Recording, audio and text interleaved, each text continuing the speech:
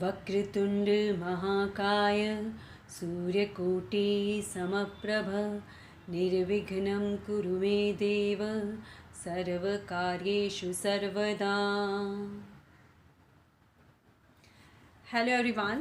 So today we are going to read chapter 1 text 26. Chapter 1 text 26. तत्र पश्यस्थिता पार्थः पितॄनथ पितामहान् आचार्यान् मातुलान् भ्रातॄन् पुत्रात् पौत्रान् सखीं तथा स्वसुरान् सुहृदश्वेव सैन्योरुभयोरपि. Meaning, there Arjun could see within the midst of the armies of both parties his fathers, grandfathers, teachers, maternal uncles, brothers, sons, grandsons, friends, and also his father-in-law and well-wisher. Purport: on the battlefield, Arjuna could see all kinds of relatives. He could see persons like Bhurisrava,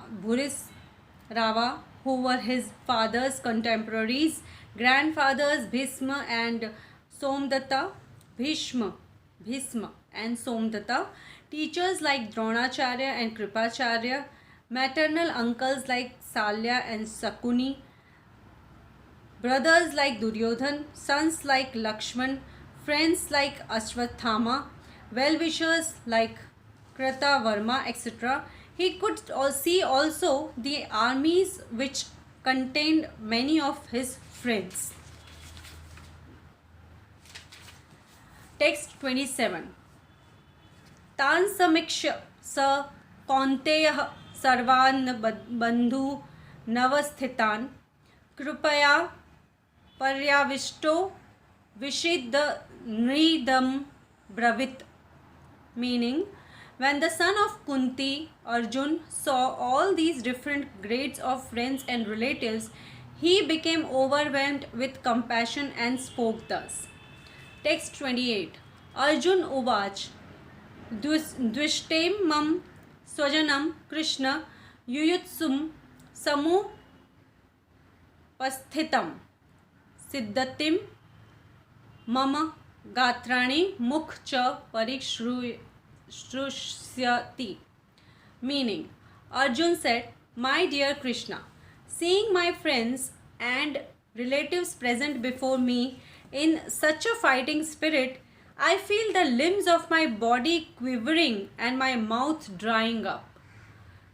Purport: any man who has genuine devotion to the Lord has all the good qualities which are found in godly persons or in the demigods, whereas the non-devotee, however advanced he may be in material qualifications by education and culture, lacks in godly qualities. As such, Arjun, just after seeing his kinsmen, friends and relatives on the battlefield, was at once overwhelmed by compassion for them who had so decided to fight amongst themselves. As far as his soldiers were concerned, he was sympathetic from the beginning, but he felt compassion even for the soldiers of the opposite party, foreseeing their imminent death, and while he was so thinking, the limbs of his body began to quiver and his mouth became dry. He was more or less astonished to see their fighting spirit. Practically, the whole community, all blood relatives of Arjuna, had come to fight with him. This overwhelmed a kind devotee like Arjun. Although it is not mentioned here, still one can easily imagine that not only were Arjun's bodily limbs quivering and his mouth drying up, but he was also crying out of compassion. Such symptoms in Arjun were not due to weakness, but to his soft-heartedness, a characteristic of a pure devotee of the Lord. It is said, therefore, Yasyati Bhaktir Bhagavati Ekinkana Sarver Gunais Tatra Samasate सुरा हर अभक्तस्य कुतो महर्गुणा मनो रथन न सति ध्वतो बहिः. One who has unflinching devotion for the personality of Godhead has all the good qualities of the demigods.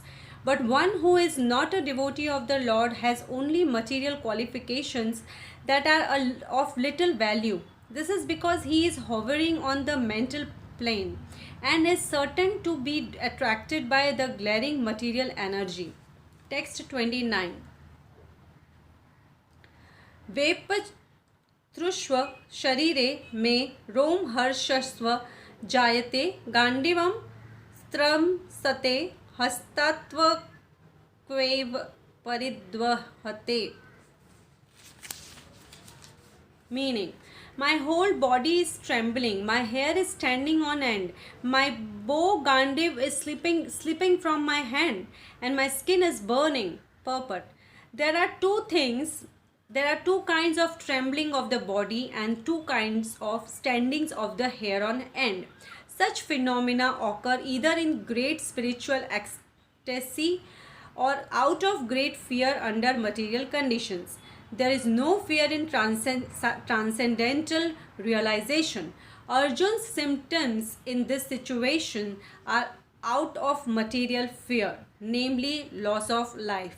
This is evident from other symptoms also. He became so impatient that his famous bow Gandiv was slipping from his hands, and because his heart was burning within him, he was feeling a burning sensation of the skin. All these are due to a material conception of life. Text 30. न च शक्रोम्यावस्थातुं भ्रमतीव च मे मनः निमित्तानि च पश्यामि विपरीतानि Keshav. Meaning, I am now unable to stand here any longer. I am forgetting myself and my mind is reeling. I see only causes of misfortune. O Krishna, killer of the Kesi demon. Purport. Due to his impatience, Arjun was unable to stay on the battlefield and he was forgetting himself on account of this weakness of his mind. Excessive attachment for material things put a man in such a bewildering condition of existence. Bhayam dvitiya bhinivasatah syat. Such fearfulness and loss of mental equilibrium take place in persons who are too affected by material conditions. Arjun envisioned only painful reverses in the battlefield. He would not be happy even by gaining victory over the foe. The words nimittani viparitani are significant. When a man sees only frustration in his expectations, he thinks, why am I here? Everyone is interested in himself and his own welfare. No one is interested in the Supreme Self. Arjun is showing ignorance of his self-interest by Krishna's will. One's real self-interest lies in Vishnu or Krishna. The conditioned soul forgets this and therefore suffers material pains. Arjun thought that his victory in the battle would only be a cause of lamentation for him. Text 31.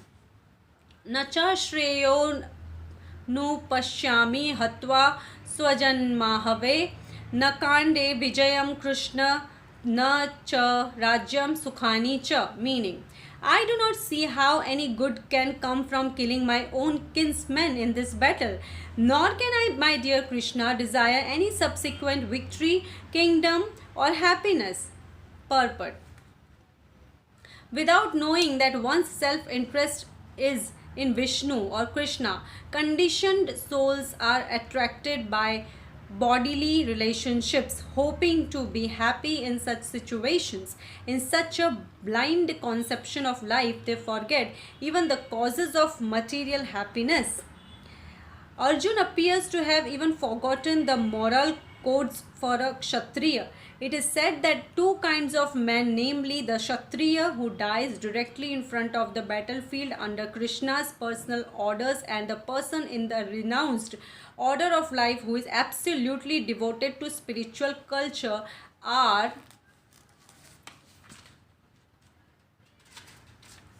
eligible to enter into the sun globe, which is so powerful and dazzling. Arjun is reluctant even to kill his enemies, let alone his relatives. He thinks that by killing his kinsmen there would be no happiness in his life, and therefore he is not willing to fight. Just as a person who does not feel hunger is not inclined to cook, he has now decided to go into the forest and live a secluded life in frustration. But as a Kshatriya, he requires a kingdom for his subsistence. Because the Kshatriyas cannot engage themselves in any other occupation. But Arjun has no kingdom. Arjun's sole opportunity for gaining a kingdom lies in fighting with his cousins and brothers and reclaiming the kingdom inherited from his father, which he does not like to do. Therefore, he considers himself fit to go to the forest to live a secluded life of frustration. So, we just finished from Bhagavad Gita chapter 1, 26 to 31 text. And tomorrow we will continue from text 32 to 35. Thank you so much. Om Namo Bhagavate Vasudevaya Namaha.